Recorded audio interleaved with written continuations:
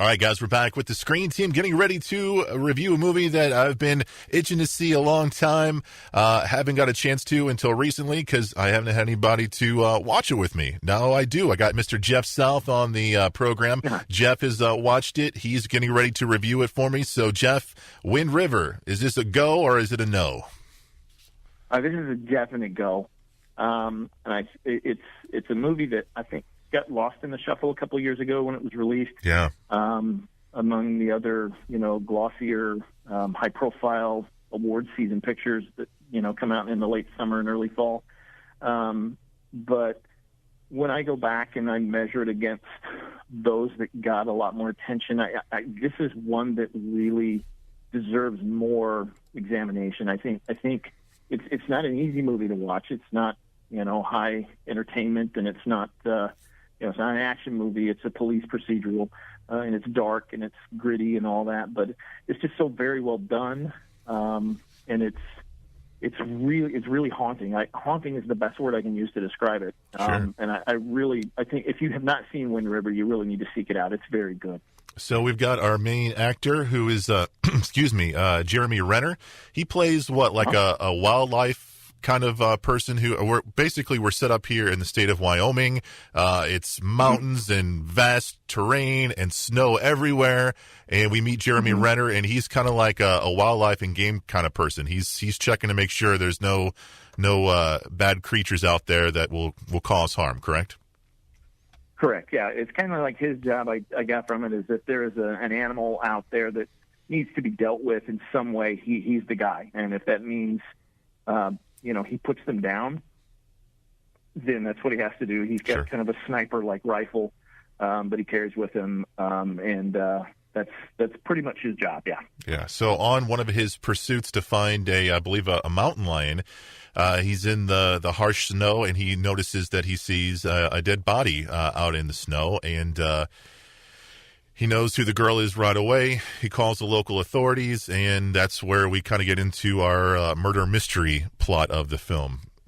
And Jeff, like you said, this is a difficult watch as far as the fact that some tough subject matter, but also we're watching these characters go through some tough times, and it takes a drain on them, but it also takes a drain on the viewer too. Did you feel that way watching it? Oh, sure. Yeah. My wife and I watched it. We rented it, as we are want to do from time to time. We'll take a weekend and just say, it's a movie weekend, and we'll rent, half a dozen discs and sit down and watch them. And we watched this one on a Saturday night, and, we snuggled in on the couch and we're like, let's watch a murder mystery. And it was very unsettling. And like you said, there's some tough stuff that happens both, to the characters physically, but also emotionally. There's some tough stuff to watch. But it's just so beautifully done. I mean, the movie is just beautifully shot. It's almost shot like a Western. You and I were talking about Unforgiven, and in the Western, locale is everything. And it was the same way with this movie because of the mountains and the wilderness and the snow. There's so much snow that, the terrain, like you said, was very harsh. And it's one of those movies where the terrain and the setting is its own character. And the impact that the terrain has on the characters in the movie. So I would not call it entertainment by any stretch of imagination, but it's a movie that I think people will enjoy, if that makes sense, because it's so well crafted. Yeah, I agree. The acting is well done. Jeremy Renner is very good in it. One of the supporting actors who plays a Native American dad, I can't remember the actor's name, and I feel bad about that, but he's phenomenal in it. And Graham Greene is in it, if you remember Dances with Wolves. Sure. He's in it as a tribal land police officer, and it's very good. It's a very good movie. Yeah, I agree. Jeremy Renner is one of those actors that sometimes I watch him and I'm like, yeah, I like Jeremy Renner. And there's other times I watch him, I'm like, I could do without him in that movie. But this movie, I thought he, it's one of the best roles I've ever seen him in. I thought he was really, really good in this film. I'm curious. Elizabeth Olsen, she plays the FBI agent Jane Banner. Mm-hmm. I usually like Elizabeth Olsen.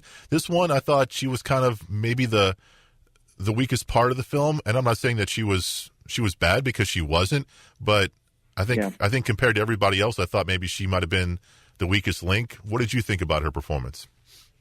It was an interesting choice. I think it was a good performance because she's a good actress, and good actresses, they know what to do. My first inkling as I was watching it, part of it was because she's so young and she's playing an FBI agent. As I was like, maybe she was miscast. Yeah. Is this really the right part for her? But as we got into the movie, and some of the themes of the movie started to unfold, because there's a lot of examination in the movie about who you can trust, and is this person really the right person to be here and to do this thing? Because you've got Caucasian authorities mixing with Native American authorities. It's a Native American girl who was brutally murdered. But there's that dynamic, but there's also the power play dynamic between genders, sure. Which becomes very, very important, late in the film when you find out exactly what happened to the girl. So it was one of those things where at first I was like, I don't know if she's the right person for that role, but as the movie unfolded, I got it and I accepted it.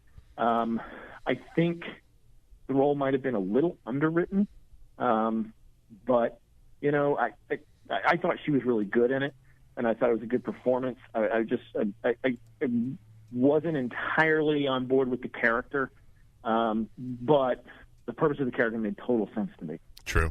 The movie is written and directed by Mr. Taylor Sheridan, and he's done a lot of movies that I've really, really liked in the past couple of years. He's done Hell or High Water. He wrote the screenplay for that movie. He also wrote the screenplay for Sicario, which was another top-notch film that came out a couple of years ago.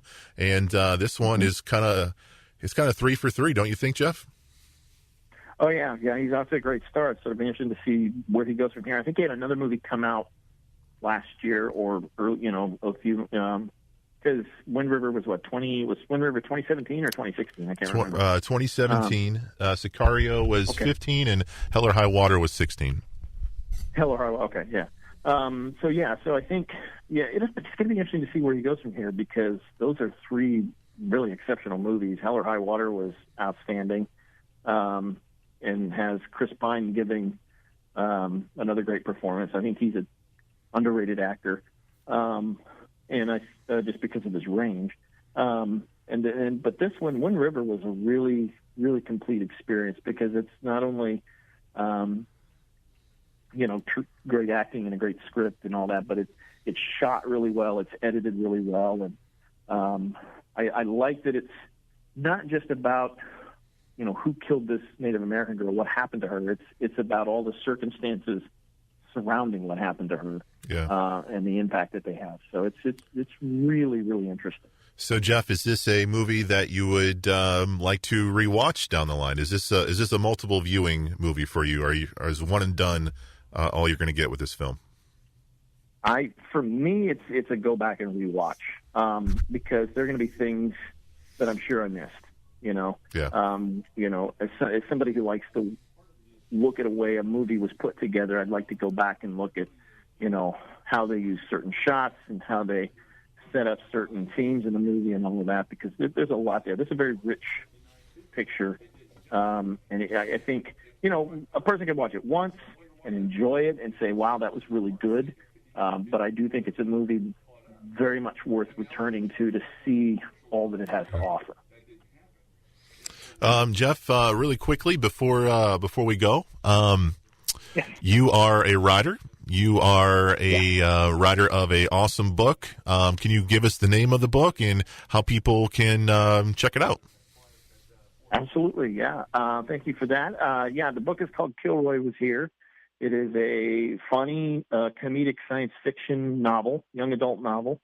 It's about 2 high school buddies who have to prevent a takeover of the world by an alien real estate developer who wants to turn Earth into a resort planet. And there's all kinds of bizarre weapons and strange locations and things of that, and aliens and cars in space and all that. It's pretty crazy.